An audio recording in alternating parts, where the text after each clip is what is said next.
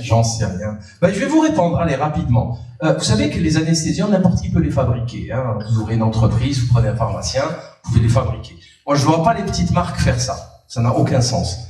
Par contre, oui, les grandes marques, les grands labos, ça, c'est sûr que, voilà, je pense qu'ils sont capables.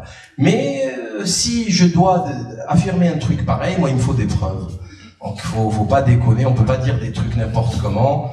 Ça n'a pas de sens. Parce que si tu dois mettre du graphène, à un moment donné, il faut l'acheter. Il faut que quelqu'un te livre et que tu le mettes dans la soupe pendant que tu fabriques ton anesthésiant. Et je vois pas, moi, des petits labos. Il y a des dizaines de marques d'anesthésiants, mais vraiment des dizaines. Hein. Et il y a les grosses marques. Donc, je vois pas les petits labos faire ça, pas du tout. Donc, voilà. Et après, comme je le dis, quand on sort une accusation comme ça, il faut se donner les moyens de le démontrer. Mais le problème, c'est que pour le démontrer, c'est compliqué. Parce que c'est tout petit. Et c'est pas avec un laboratoire de biologie qu'on va trouver ces genres de trucs. Et en plus, il va falloir vérifier différents lots, différentes marques. Et qui dit différents lots, donc dans différentes zones de France et tous les mois, tous les 2 mois, il faut refaire les analyses. Parce que peut-être que ce lot, il n'y a rien, mais celui d'après, il y aura. Enfin, on ne sait pas, quoi. Donc c'est un vrai travail. Qui va faire ce travail? Qui va le financer? C'est du gros boulot. C'est pas rien. Donc, j'ai vu que cette rumeur, c'est une traînée de poudre, hein, elle s'est diffusée rapidement. Mais malheureusement, je suis incapable de répondre. Hein. Je suis incapable de répondre. Après, si ça part dans ce délire, je vois même pas pourquoi vous me parlez d'anesthésion dentaire. Ils vont le mettre partout. C'est toi qui as dit, hein. Alors il fait question-réponse. Ça n'a pas, ça n'a pas. Là, je prends leur défense. Non, tu peux pas les accuser. C'est vrai que vous m'avez rien demandé. Mais je vois que vous êtes intéressé quand même. Hein? Mais pourquoi les anesthésiants et tout le reste? Je sais pas, tout le reste, le simple bidule de Cyramfi pour nettoyer le nez, ils vont le mettre partout. Donc pourquoi ils ont bloqué les gens sur l'anesthésion dentaire? C'est bizarre. Je peux te répondre? Oui. En fait, il y a un médecin qui s'appelle Dr Anna Maria Mihalcha aux États-Unis, qui est d'origine roumaine et qui teste avec un équipement quand même de professionnel Sophistiqué.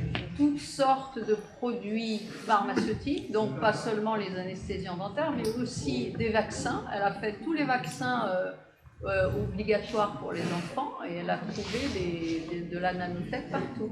Donc elle demande que d'autres dans d'autres pays le fassent. C'est ce qu'il faudrait faire. C'est une vraie scientifique. Ah non, mais moi je suis pour le faire. C'est pas du tout une rumeur, elle montre toutes ses publications, tout ce qu'elle fait et elle demande à d'autres de le faire. Non, mais elle parle d'une scientifique américaine qui a fait ses recherches avec du bon matériel. Mais bon, c'est aux États-Unis, c'est pas en France, et il faut le faire. Moi, je pense qu'il faut le faire. Donc, si vous voulez bien, on peut peut-être commencer. Didier, on y va. Oui, en attendant, parce que il y en a d'autres qui vont arriver dans les quelques minutes. Ouais. Je voulais simplement donc dire qu'évidemment nous sommes heureux de vous accueillir. Celui qui est à l'origine de cette réunion, de cette invitation, c'est Gérard qui est ici, hein, qui fait partie de...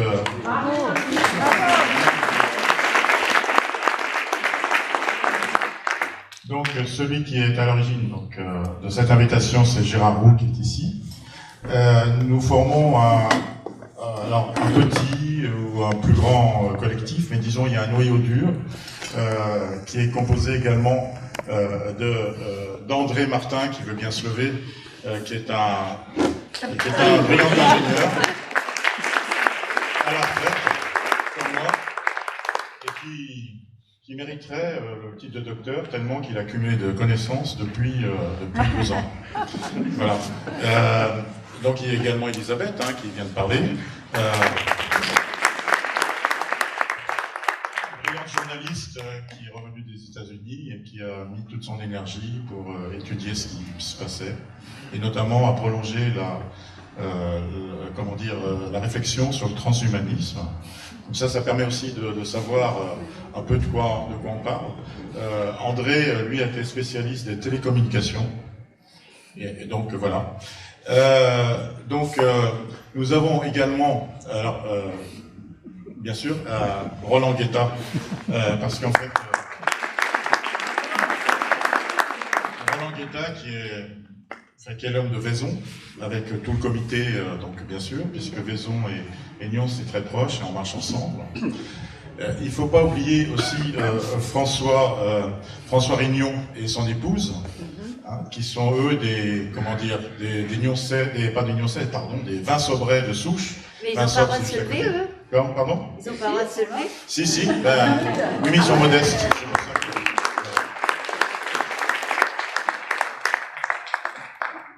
Puis j'ai un scoop, puisque en fait nous avons le plaisir d'accueillir aujourd'hui de façon officielle, puisqu'il vient de signer pour acheter une maison à Ventrolles, donc Jean-Jacques de Vic. Jean-Jacques de Vic est un pharmacien qui a fait toute sa carrière dans l'industrie pharmaceutique. Devinez dans quoi il a travaillé? Les vaccins, je vous donne en mille. Donc, il ne faut pas lui raconter des bêtises à Monsieur de Vic. Voilà. Donc, tout ça, ça fait une richesse. Et bien sûr, j'en passe, parce que je ne peux pas citer tout le monde. Hein, j'en passe, c'est des meilleurs. Et ce qui fait que, bon, ben, c'est, comment dire, toute tragédie, parce que on est tous d'accord pour dire que c'est une tragédie qu'on vit. Toute tragédie, ben, ma foi, a ses bons côtés. Et ces bons côtés, c'est cette amitié et cette complicité qui nous lie et qui nous relie à vous. Voilà. Et bien, écoutez, j'avais prévu une petite introduction, hein, non pas pour être formel, mais voilà, c'est des choses qui se font quand même. Une petite expérience tout à fait récente. J'ai eu l'occasion de lire la biographie du professeur Lejeune. Alors, professeur Lejeune, certains d'entre vous ne le connaissent pas. C'est un grand monsieur. C'est le père de la génétique éthique. Hein. Dans les années 50, fin des années 50, c'est celui qui a découvert que les enfants qu'on appelle des Mongoliens, qu'on appelait des Mongoliens parce que, évidemment, il y a une parenté avec le faciès mongol de nos amis mongoliens. Bon. Avec un déficit de l'intelligence, il faut dire les choses, et pas de l'intelligence émotionnelle. Eh bien, professeur Lejeune avait ouvert une consultation et il s'est intéressé à la cause de cette maladie. Il en est arrivé à conclusion, puisqu'en fait, ça a été les premiers karyotypes en France. Les karyotypes, c'est le classement des chromosomes. Et il venait juste d'être montré en 1958 que nous avons tous, hein, tous, on a 46 chromosomes, qui marchent par paire. Il y a 23 paires. De choses très très étranges, c'est que la trisomie, on s'attendait à trouver qu'il manquait quelque chose. Et en fait, il y a quelque chose en trop, puisque la trisomie 21, ça veut dire la 21e paire, qui sont classées, si je ne dis pas trop de bêtises, en ordre de grandeur. Eh bien, la 23e paire, eh bien, oui, c'est pas une paire, il y en a 3. Alors pourquoi je parle du professeur Lejeune? Parce que il a eu un combat qui, à mon avis, est le nôtre. Hein. Il avait à peine découvert la trisomie 21 qu'il y a eu un autre qui a mis au point la myosynthèse. Le professeur Lejeune était à la fois un médecin et un scientifique. Un scientifique, ça cherche, hein. Un médecin, ça soigne. Il s'était dit, bon ben ces pauvres petits, enfin pour lesquels il avait beaucoup d'affection, on va trouver un traitement pour éviter que se développe ce déficit de l'intelligence. Et puis entre-temps, il y a eu une myosynthèse. Et la myosynthèse a conduit à ce qu'on appelle le diagnostic prénatal.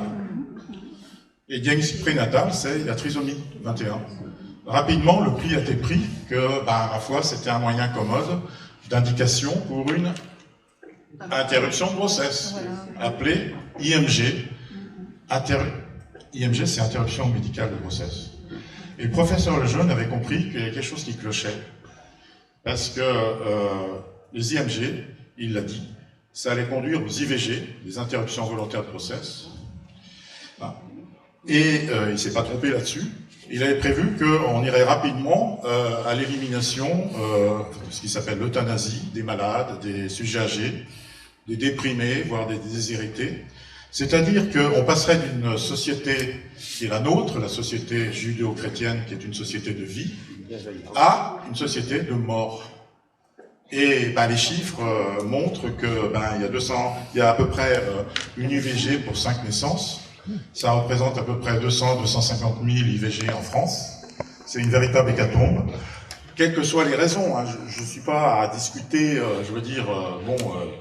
le bien fondé des raisons, mais n'empêche qu'on en est là, et que c'est un drame pour un pays comme le nôtre, pour notre civilisation en tout cas, parce que tous les pays sont concernés. Donc, clairement, on se dirige vers une société de la mort si on n'y est pas déjà. Je ne vais pas donner des exemples, parce que vous pouvez tous les trouver ensemble, mais clairement, en tout cas pour moi, mais je pense pour vous aussi, et puis voilà, pour nous, clairement, la tragédie que nous sommes en train de vivre avec les suites de ce qui a été appelé une vaccination, c'est une tragédie, il n'y a pas d'autre mot. Voilà. On a appelé ça une vaccination, mais vous savez, je pense tous maintenant, que c'est pas un vaccin. Ce sont des injections géniques expérimentales. Et s'il y avait 2 raisons pour dire que c'est pas un vaccin, c'est qu'un vaccin, c'est fait pour protéger. Par ce qu'on appelle l'immunisation, c'est-à-dire la stimulation du système immunitaire. Bon, d'accord, c'est très bien la stimulation du système immunitaire, mais s'il n'y a que ça, ça sert à rien. Même l'Agence européenne du médicament a admis maintenant qu'il n'y avait pas de protection. Ils ont avoué. Bon. Ensuite, la deuxième chose, dans un vaccin, il faut qu'il y ait un antigène, qui est très souvent, il y a plusieurs sortes d'antigènes, mais ça a à voir avec l'agent pathogène qu'on combat. C'est soit un morceau, soit une partie inactivée, etc. Mais en tout cas, on ne peut pas parler de vaccin s'il n'y a pas un antigène. Là, il n'y a pas d'antigène. Il y a de l'ARN messager, qui est une façon de produire de l'antigène dans le corps. Je ne vais pas vous expliquer, parce qu'il y a un livre très bien qui a été fait, qui s'appelle « Les apprentis sorciers », dont on va parler aujourd'hui. Voilà, donc c'est clairement une thérapie, même pas une thérapie, puisqu'on ne soigne rien. Ce sont des injections géniques expérimentales. Douteuses, oui, tout à fait. Et avec voilà, il y a des effets secondaires graves ou pas graves au départ. On ne devrait même plus parler pour moi d'effets secondaires, mais d'effets primaires. Mais bon, c'est un autre, je ne vais pas faire trop de jeux de mots.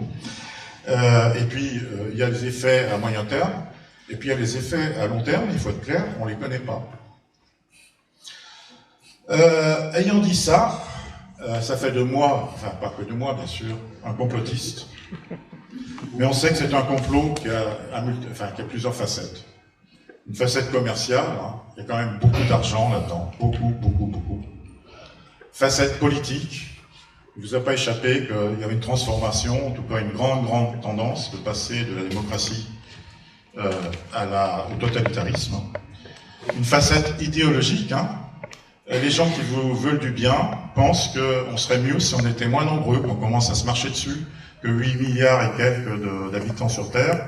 Si on n'était que 500 millions, ça serait pas mal. Donc une volonté de dépopulation. Je pense que ça devient évident pour un nombre toujours plus grand de gens. Il y a un aspect scientifique qui peut dire, si on peut dire, c'est annexe. Mais qu'est-ce que la science si on interdit la controverse? Et là, la censure et la controverse, c'est pas des synonymes. Bon, voilà.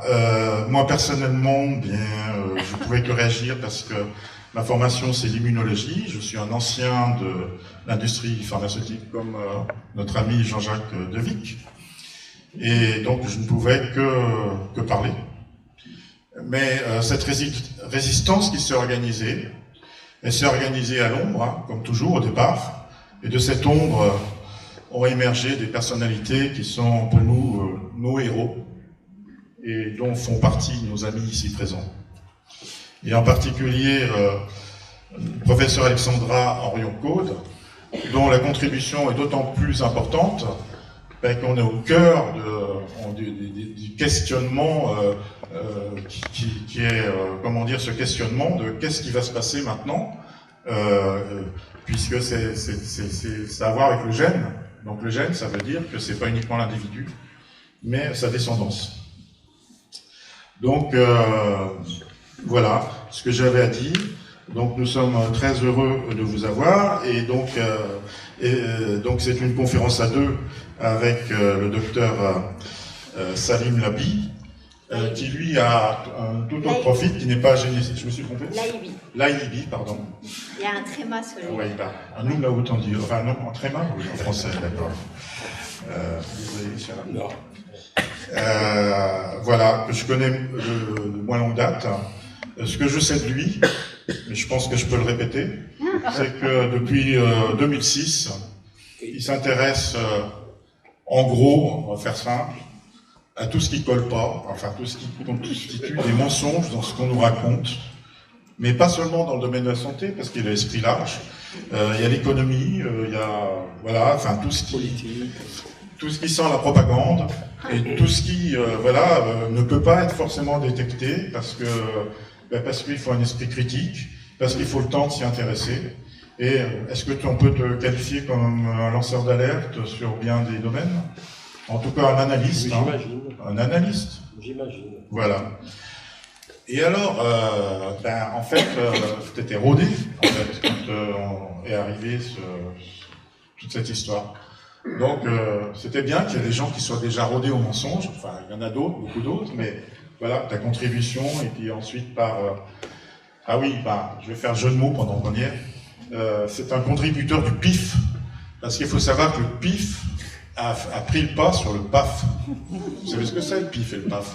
Le PIF, c'est le paysage Internet français, et le PAF, le paysage audiovisuel français. Donc, c'est un des contributeurs, Alexandra aussi d'ailleurs, vous êtes des contributeurs à ce fameux PIF. Bon, il faut garder son humour dans tout ça. Écoutez, j'ai rien d'autre à dire, si ce n'est que tu avais quand même un peu abordé le sujet de tout ce qui était vaccin avec l'H1N1 dans le temps. 2009. Ça t'avait un petit peu préparé aussi. Voilà. Donc il me reste rien d'autre à faire que de les écouter comme vous parler. Vous avez décidé qui commençait? C'est moi. C'est un manque de galanterie, ça. Ah non, regarde, c'est cher.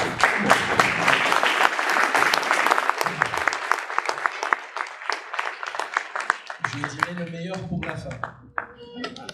Donc, merci infiniment d'être venu nous écouter. Merci beaucoup. On n'a rien organisé, nous on se met à disposition de gens qui organisent et qui nous invitent, et merci infiniment à toute l'équipe, parce que cette salle ne tombe pas du ciel, l'organisation, les inscriptions, même la publicité, la propagande dans le coin, dans vos réseaux, etc. Et c'est ce qui, pour moi, est le plus important, parce que c'est ce qui permet de passer du pif au réel. Parce que c'est hyper important. C'est comme on en parlait avec Alexandra, si demain il y a une coupure Internet, il va falloir quand même continuer à vivre et avancer. Vous deux, vous êtes...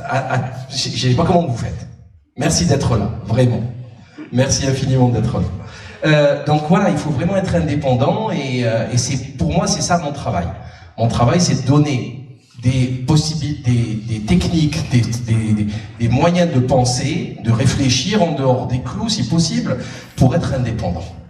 Donc merci infiniment de nous avoir invités. Donc, je voulais vous parler de l'actualité covidiste et sanitaire récente, très récente. Est-ce que vous pouvez mettre juste vos téléphones sur vibreur, s'il vous plaît, afin de ne pas trop être dérangé. Avant de commencer, je voulais rendre hommage à Michel Rivasi, qui est une Dromoise apparemment, donc elle est de chez vous.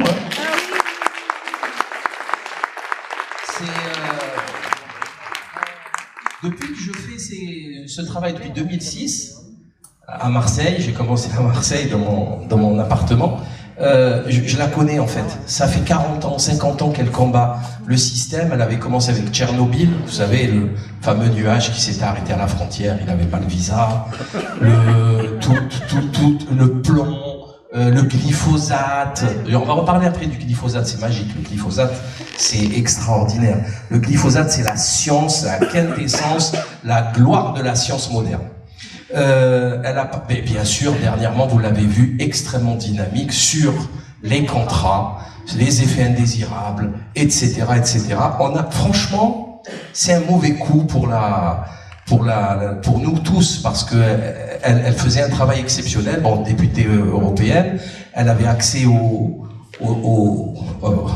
elle était dans l'œil pas l'œil du cyclone, mais dans la bête, quoi. Hein. Donc, elle avait beaucoup de réseaux, elle passait dans les médias. Et voilà, donc vraiment, je tenais à lui rendre hommage. Et ça nous rappelle que, bon, on n'est que de passage sur Terre, et qu'il faut vivre digne et debout. Voilà. Comme ça, c'est quand vous mourrez, il y a des gens que vous connaissez pas qui vous rendent hommage. Contrairement aux autres qui sont maudits par tout le monde. Donc, je ne sais pas si vous avez vu dernièrement la campagne vaccinale. C'est ahurissant. Ahurissant. Ils nous ont mis Monsieur Covid et Monsieur Grippe. Donc, c'est hyper violent. J'aurais dû mettre la photo à l'intérieur, elle est beaucoup plus parlante, puisqu'ils ont mis une femme enceinte, un jeune et un vieux. Et il y a deux gars qui rentrent comme ça en costard, cravate, noir, chapeau, lunettes, qui les bloquent à l'intérieur. Eux, ils sont coincés dans le fond de l'ascenseur. Comment c'est possible de faire un truc pareil? C'est du terrorisme pharmaceutique, c'est du terrorisme sanitaire.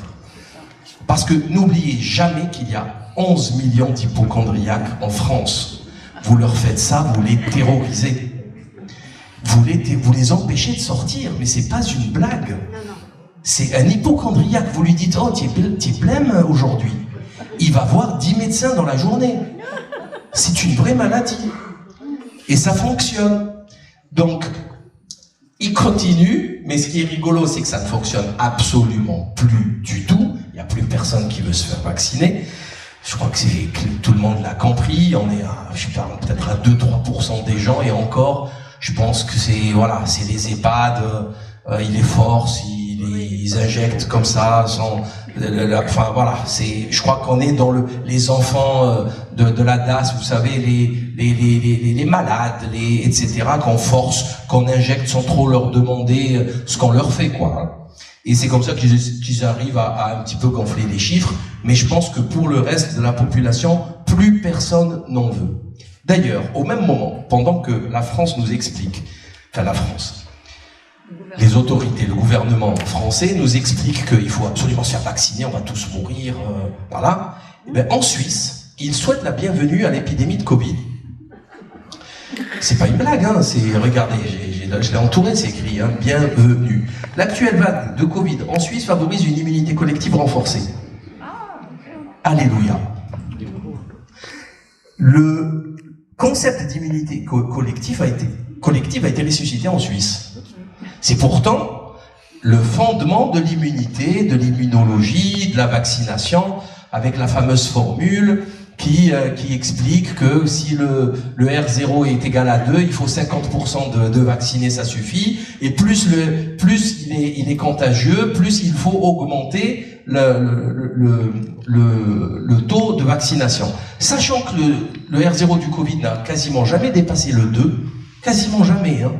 Le 3, même pas dans ses rêves. C'est-à-dire qu'en vaccinant 50% de la population, ça devrait suffire. 50% vaccinés, tous protégés. C'était ça la science médicale avant l'hystérie covidiste. Ça s'est effondré, et là ça réapparaît en Suisse, on ne sait pas pourquoi. Les cas de Covid-19 sont à nouveau en hausse.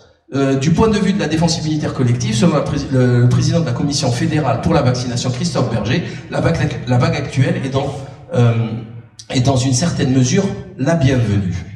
C'est fabuleux. Donc il suffit d'attendre pour que tout ce qu'on a dit il y a 3 ans se confirme, et c'est les médias, bon, ils sont en retard de 3 ans, c'est pas grave, mais le disent. Donc ici, c'est la semaine dernière, c'est le rapport Sentinelle hebdomadaire des infections, des malades, qui nous donne des informations super intéressantes, très intéressantes.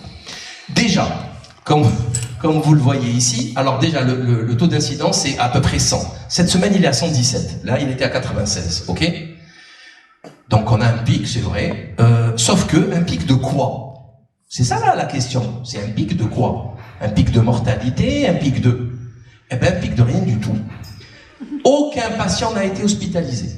Là, le réseau Sentinelle, c'est quand même à peu près 550 à 600 médecins. Donc 5 jours par semaine, 20, 30 patients par jour. On parle de dizaines de milliers de patients qui sont passés dans ce réseau dans la semaine. Donc c'est vraiment, et sur tout le territoire, c'est bien réparti sur tout le territoire français. Donc on a vraiment là une belle visibilité de ce qui se passe. Donc là, aucun patient n'a été hospitalisé. Donc c'est une non-affaire, c'est pas un problème de santé publique pour moi ça, ok? Ici, on nous explique que 36% avaient des facteurs de risque, c'est-à-dire des comorbidités, et malgré ça, il n'y a aucun hospitalisé, on est d'accord. Donc la comorbidité n'aggrave rien du tout. Bon. Et ici, bon, c'est mon chiffre préféré, 18% n'étaient pas vaccinés, des plus de 12 ans. C'est-à-dire que 82% étaient vaccinés. Donc ils l'ont chopé quand même. C'est rigolo, c'est toujours la même bêtise, et vous avez tout ce réseau Sentinelle qui continue à publier ça sans se dire bon, on va peut-être changer d'avis. Non, ils continuent dans leur errance. Ici, c'est super intéressant parce que c'est les effets indésirables, c'est le rapport officiel de la NSM. Là, ce qui est choquant, c'est que, bon, vous le savez peut-être pas, mais il y a à peu près 200 000 effets indésirables, dont 25% sont graves. Ça fait à peu près 50 000. Pour avoir les vrais chiffres, moi je le dis, hein, on le sait depuis très longtemps, la pharmacovigilance c'est entre 1 à 10% du réel. Moi je dis 5%, donc il faut multiplier par 20. Vous voyez, la voie du milieu c'est la voie d'or, selon l'adage. Donc vous multipliez 50 000 par 20, ça fait 1 million d'effets indésirables graves. C'est gravissime en fait. Hein. Sauf qu'il y a un petit souci, c'est que le dernier rapport date de juin dernier. Ça fait 6 mois qu'il n'y a plus eu de mise à jour. 6 mois. J'ai cherché de partout, il n'y a pas. Donc je ne crois pas que la NSM ait changé de site, internet, il y a tous les rapports, il y a toutes les publications de la NSM, mais celui-là, il ne suit plus. Hein, on vous explique qu'il y a une pharmacovigilance. On pousse les gens à se faire vacciner. Parce que, attention, il n'y a plus personne qui se fait vacciner, mais ça ne veut pas dire qu'il n'y a pas d'effets indésirables. Parce qu'il y a des effets indésirables à court terme, moyen terme et long terme. Donc il faut continuer à faire ce travail. Mais il n'est pas fait. Donc ça, c'est intéressant. Ici, vous l'avez vu, il y a une dizaine de jours, c'est énorme. C'est des députés européens, notamment Marcel de Graaf, qui demandent clairement dans une conférence de presse de retirer la vaccination parce qu'ils ont écrit un courrier à l'Agence européenne du médicament pour leur expliquer qu'est-ce qui se passe. Ils leur ont posé des questions et l'Agence européenne du médicament a répondu le plus calmement du monde, on n'a jamais donné d'AMM pour la transmission. Comme quoi, ça a empêché la transmission. Cash. Écrit sur la lettre. Deuxièmement, pire. La vaccination doit être gérée en individuel entre le médecin et le malade. Ce qui a été interdit en France. Donc, concernant le premier mensonge, c'était le cheval de bataille de la propagande de Véran Templan à l'époque. Donc, vaccinez-vous pour sauver papy et mamie, vaccinez-vous pour sauver les plus fragiles, je me vaccine pour l'autre. C'était aussi une nouveauté médicale, une nouveauté scientifique. Donc ça, c'était un mensonge. Le deuxième, c'est que non seulement ils ont vacciné tout le monde, même ceux qui n'avaient aucun lien avec la maladie, et on le savait dès le début. Des pics en Italie, en Belgique et en Allemagne, on avait la moyenne d'âge des décès, 82 ans, 86 ans, 84 ans. Ça dépendait des pays, mais c'était au-dessus de 80 ans, c'était au-dessus de l'espérance de vie. Donc, c'est-à-dire que cette maladie ne va même pas faire bouger les statistiques d'espérance de vie. Alors qu'aux États-Unis, l'Oxycontin a fait baisser l'espérance de vie parce qu'il tuait des jeunes et voilà. Donc, c'est catastrophique. Bref. Et il parle de défaillance aussi de pharmacovigilance, le courrier de l'AME.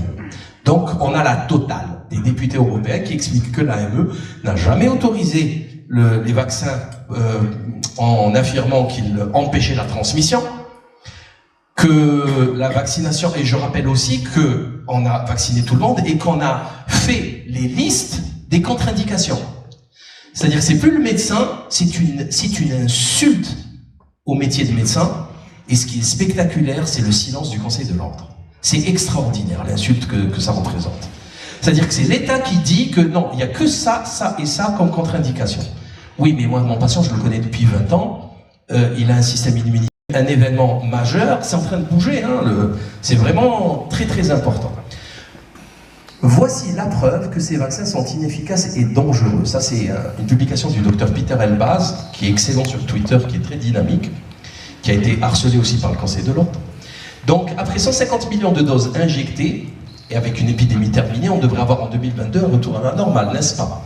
Notamment sur la mortalité classique. Vous savez que la mortalité en France, c'est pas, de toute façon les chiffres ils sont là, c'est à peu près 600 000 personnes, c'est toujours un peu plus chaque année parce que la population augmente et vieillit, mais c'est chouïa, quoi, c'est à la marge.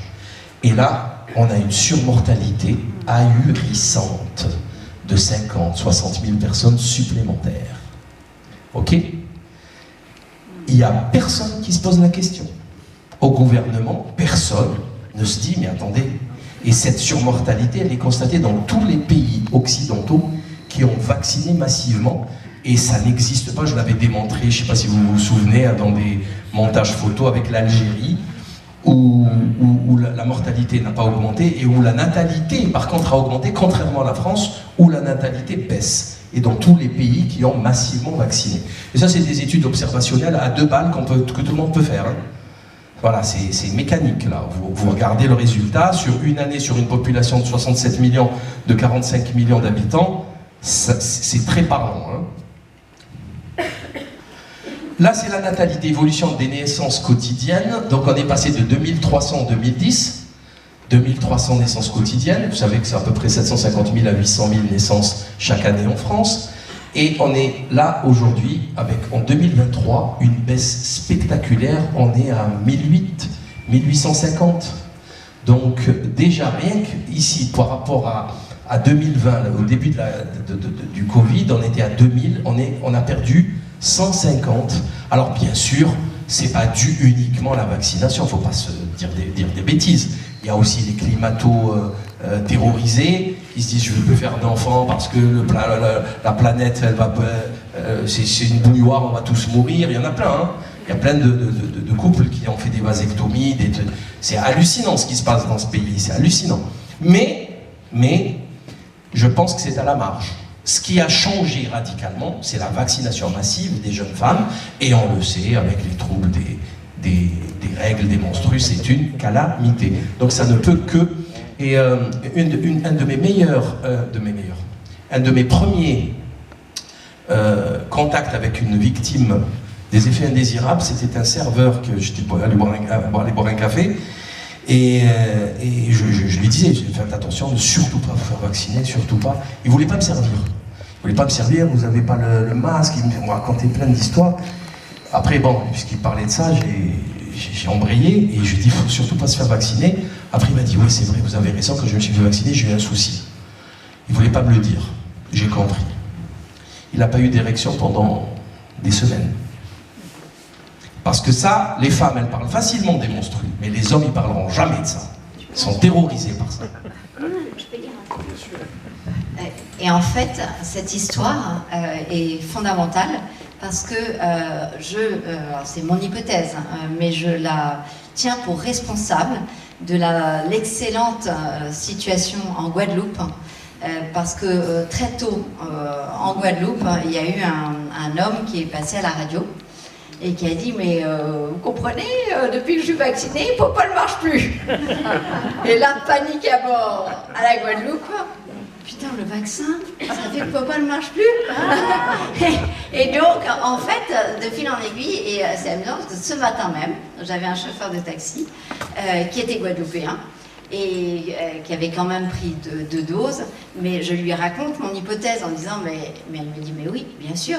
Effectivement, ce monsieur a parlé, je ne sais plus quel monsieur c'était, alors ça a été une traînée de poudre, parce qu'en disant il ne faut surtout pas vacciner. Et quand les hommes réagissent dans une société, eh bien ça permet de bien freiner les choses, et seulement 30% ont été vaccinés soi-disant à la Guadeloupe, mais lui-même me disait, alors que lui-même avait reçu 2 doses, que c'était des faux.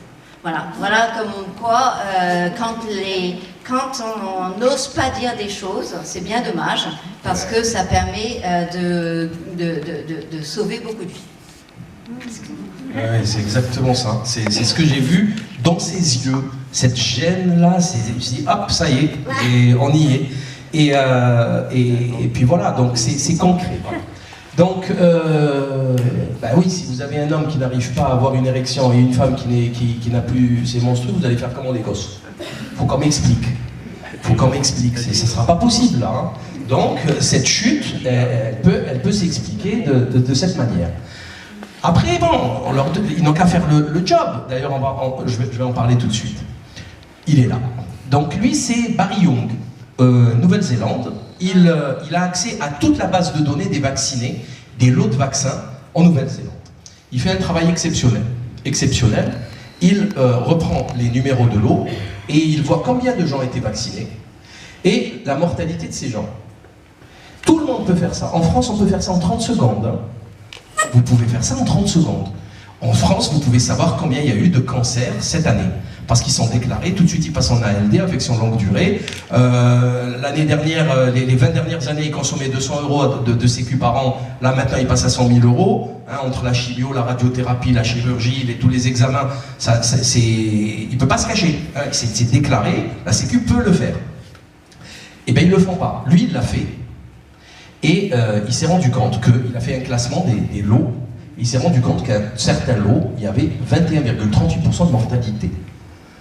Sur les 711 vaccinés, 152 sont décédés. Je ne sais pas si vous vous rendez compte. Les taux de décès acceptables dans ce genre pour les médicaments, c'est 0,0000001. Vous êtes d'accord, docteur? On est sur 1 sur 1 million, 1 sur 100 000, je ne sais pas. Les effets indésirables graves, c'est 1 sur 10 000, 1 sur 100 000. Le décès, ça doit pas... C'est pas possible. C'est inacceptable comme risque. Et bien là, on est sur des chiffres, même les plus bas chiffres.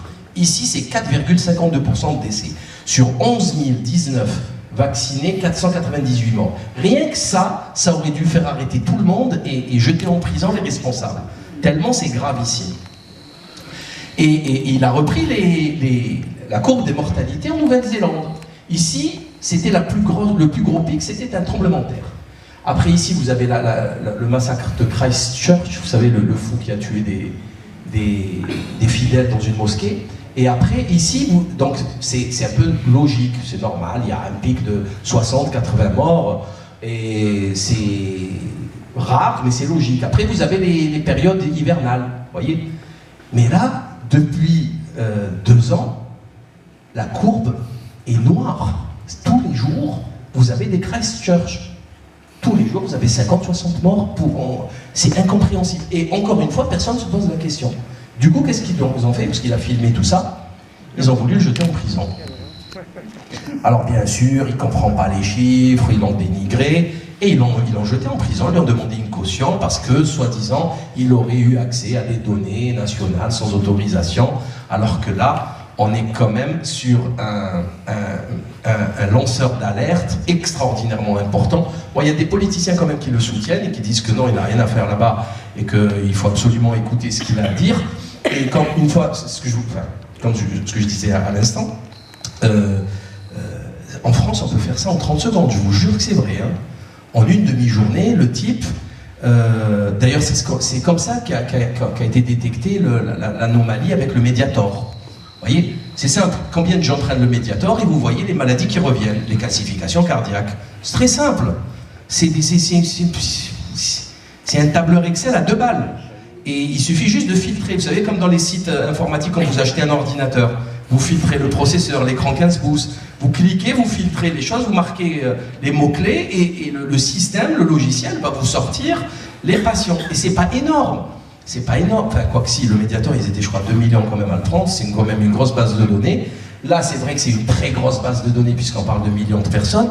Mais et après, il faut le faire, le boulot. Puisque vous êtes si fort, puisque ça marche tellement bien, montrez-le nous. Ben, ce travail n'est jamais effectué.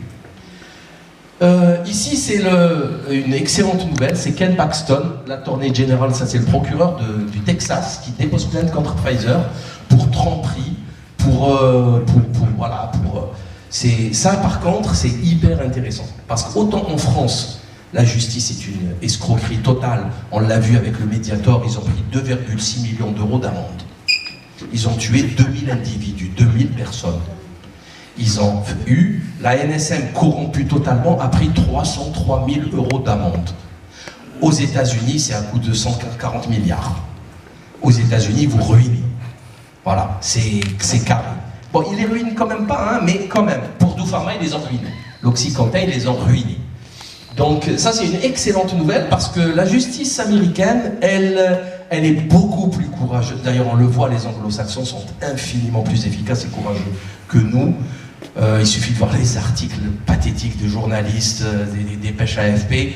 Les Anglais, les Américains, quand ils font des papiers, c'est 3/4 d'heure de lecture, ça travaille, quoi. Hein. Même si c'est aussi de la propagande, même si c'est de la doxa, mais quand ils font le job, au moins ils font pas semblant. Donc ça, c'est une excellente nouvelle. Alors, pendant qu'on vous pousse à vous faire vacciner avec les messieurs en noir qui viennent vous terroriser, en Islande, tranquillement, ils suppriment la vaccination Covid. Trop de surmortalité, sans panique.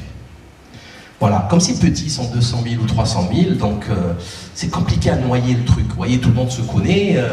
Voilà, et donc vous avez... L'Islande, je sais pas, c'est pas des extraterrestres. C'est des Européens, ils sont juste à côté, c'est l'Occident, c'est la même médecine, la même science. Comment là-bas, on se dit, oula les gars, oulala les indicateurs, ça craint, hein, ça chauffe là, on arrête, hein, après on verra. Et en France, au même moment, enfin pas en France, là en l'occurrence c'est l'OMS qui pousse à revacciner contre le Covid les femmes enceintes. Qui pousse à vacciner contre le Covid les femmes enceintes. C'est complètement délirant. Complètement délirant, il n'y a aucun risque, absolument aucun risque. Mais ce qui est très intéressant, c'est quand vous voyez ce Twitter de l'OMS, vous lisez les commentaires en dessous. C'est ahurissant. C'est que pas des insultes, mais bande de fous, espèce de psychopathes, pourquoi vous continuez? Mais plus personne n'y croit, il n'y a plus personne qui les suit. Et ça, encore une fois, c'est une excellente nouvelle. Je ne sais pas si vous avez vu, 7 sur 7, c'est un site belge, des fragments d'ARN messager du vaccin contre le Covid détectés dans le lait maternel, est-ce inquiétant?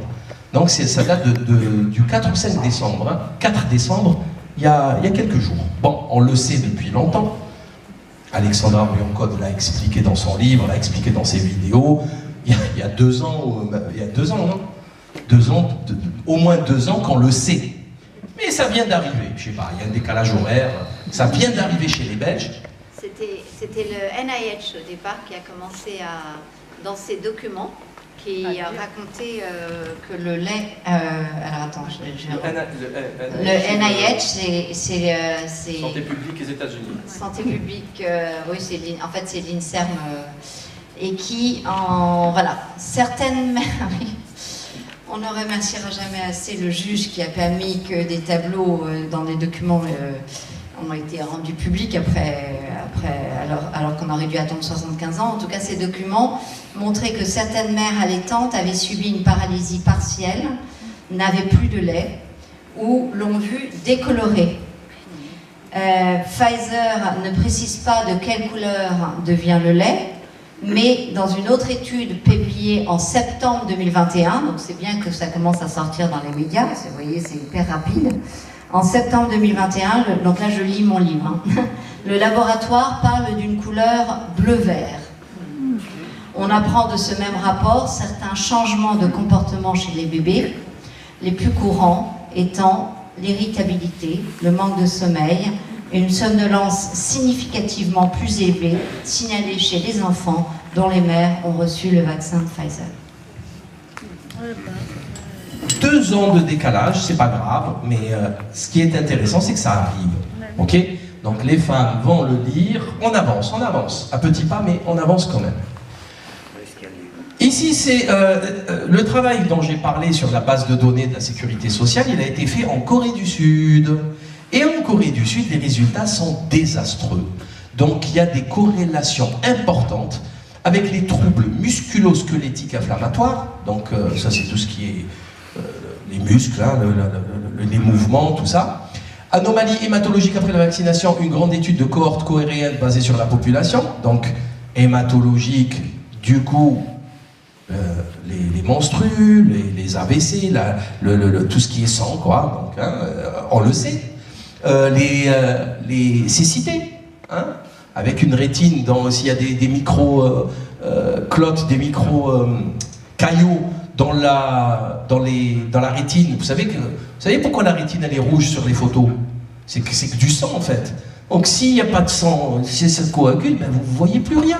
Donc tout ça on le savait, très vite on le savait.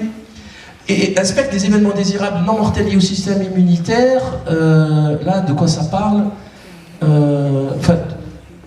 Système immunitaire, donc j'imagine que ça va être tout ce qui est les maladies auto-immunes, etc.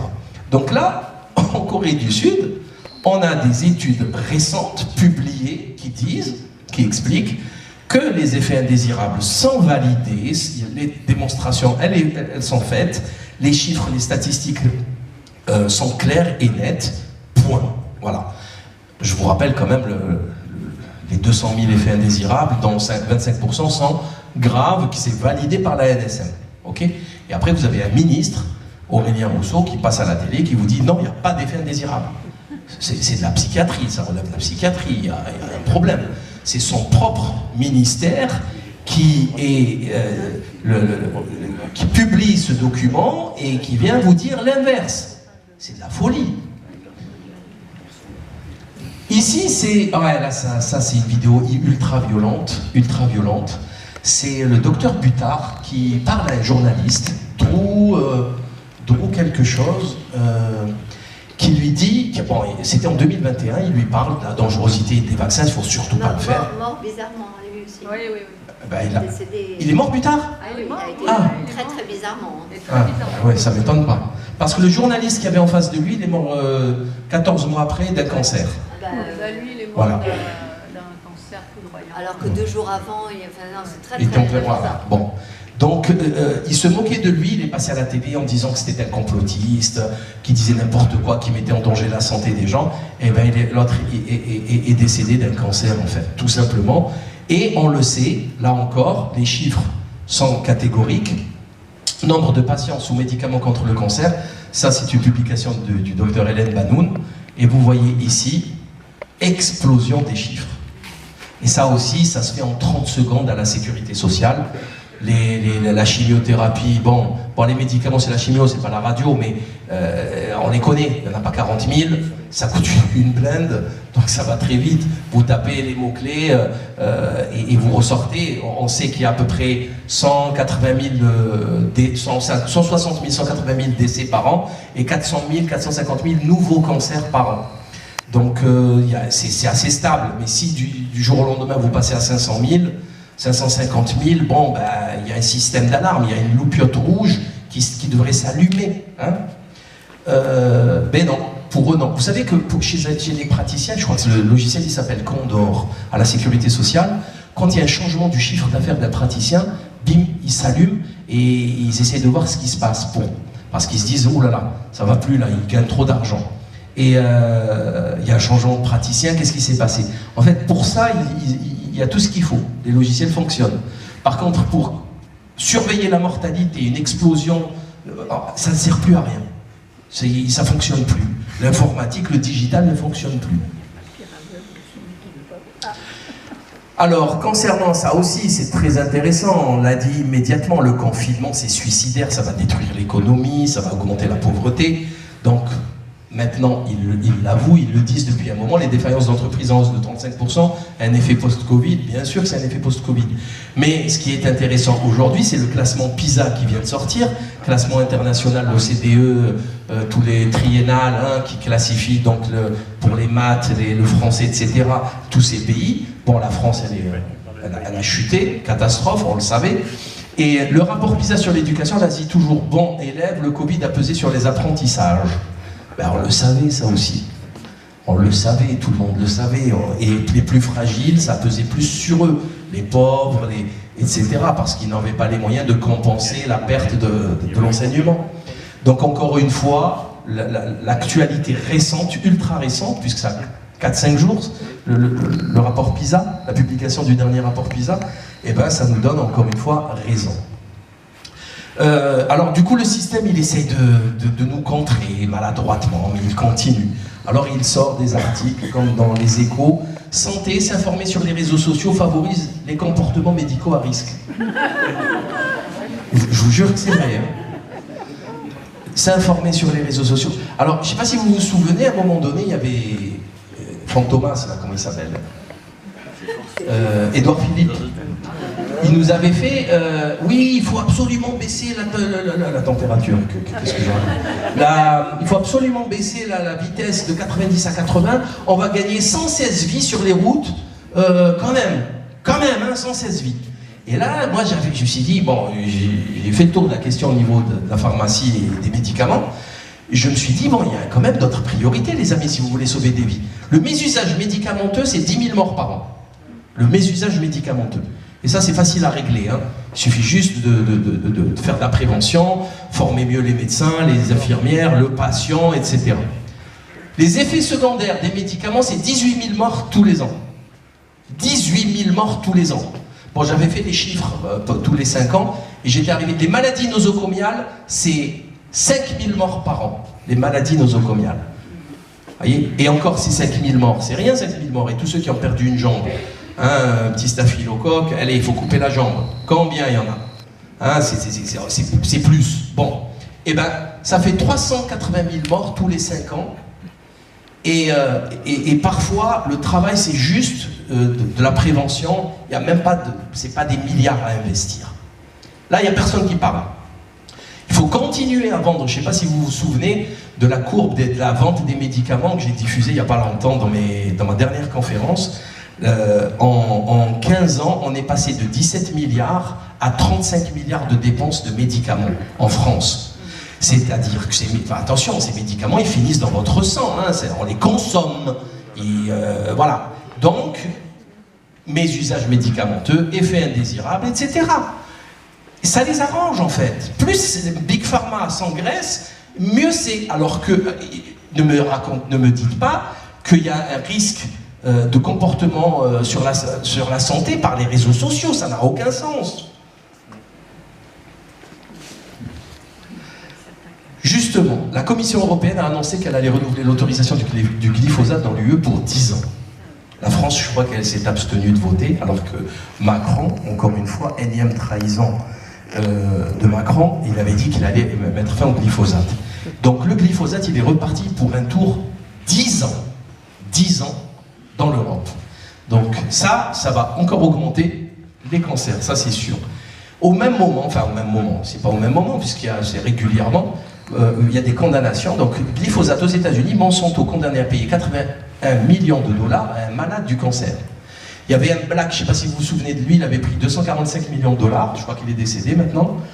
Et là, celui-là, c'est un autre, il a pris 81 millions. C'est-à-dire qu'aux États-Unis, la justice, il y a Monsanto avec sa ribambelle d'avocats à 10 000 € de l'heure, les plus chers au monde. Il y a la partie adverse, il y a le juge. Alors, ils balancent leurs arguments, leurs rapports frauduleux, bon bref.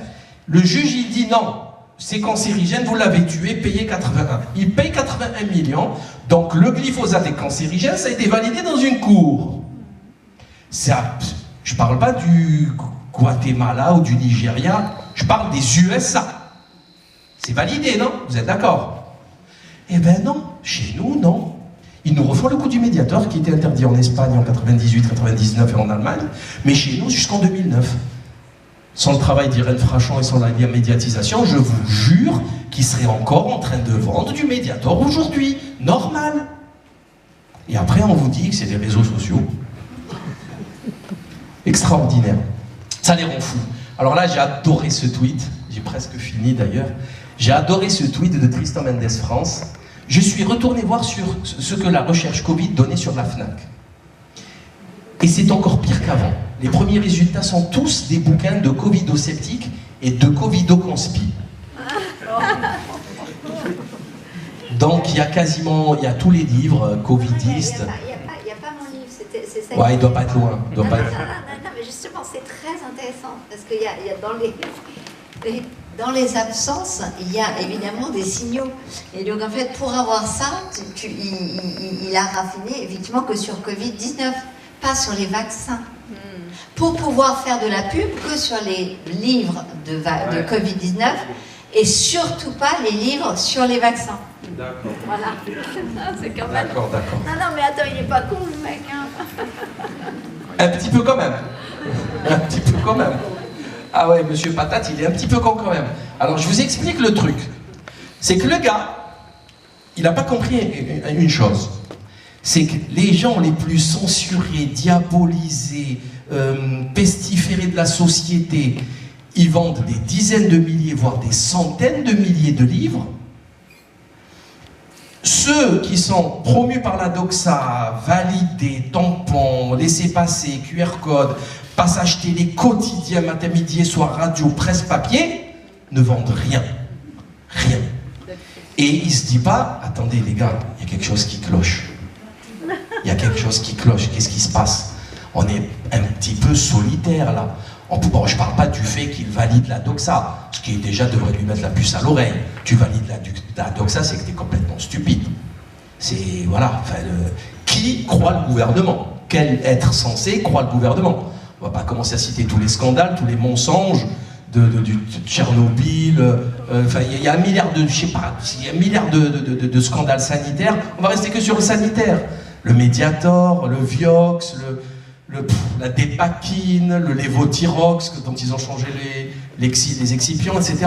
Bref, on le sait tout ça déjà, par réflexe, par bon sens. Tu crois pas le discours officiel, c'est la logique. Bon, mais c'est, je sais pas, il continue mais c'est rigolo quand même. Donc concernant, je le disais tout à l'heure, le papillomavirus, le cancer du col de l'utérus et de l'anus maintenant, parce qu'ils veulent le vendre aux garçons, 2,5% des collégiens de 5e ont reçu une première dose, malgré une propagande de folie. Macron sur TikTok, Aurélien Rousseau, il a fait que ça. À la télé, à la radio, partout, vaccinez-vous, on va tous mourir. Avant les âneries d'Aurélien Rousseau, qui vous explique que celui qui se fait injecter, il n'aura jamais, ça n'existe pas en médecine, ça. Hein. Jamais de cancer. Jamais de cancer, ça n'existe. Ça, c'est une faute, mais gravissime. Gravissime. Si tu prends un antibiotique, peut-être qu'il ne marchera pas sur le germe. Il n'y a aucune garantie. Aucune. Il y a une tendance. Oui, ça marche sur 80% des gens, 90% des gens. Mais toi, si ça ne marche pas sur toi, t'en as rien à foutre des autres, je te le dis, hein, parce que tu vas mourir. Donc, c'est ça aussi, parce qu'on parle de statistiques, la médecine, c'est pas des stats, c'est un malade et un patient, et un médecin. Donc, et ça, c'est très bien parce que on fait actuellement un gros travail avec le couple de l'Épine, Gérard et Nicole, et ça porte ses fruits parce que, bon, vous le savez, ils ont écrit un livre, Hystérie vaccinale, garde d'asile et cancer, un paradoxe, en revenant sur les chiffres officiels occidentaux, c'est-à-dire européens, Australie, États-Unis. Non seulement ça ne fait pas baisser, mais ça fait augmenter, il y a des effets indésirables, enfin c'est un carnage, tout est mensonger et ça vaut le coup de faire ce travail parce que ça fonctionne. Regardez, les gens n'en veulent pas, donc il faut continuer à travailler, à diffuser l'information, et après, vous savez, comme je le dis toujours, nous on force personne. Hein.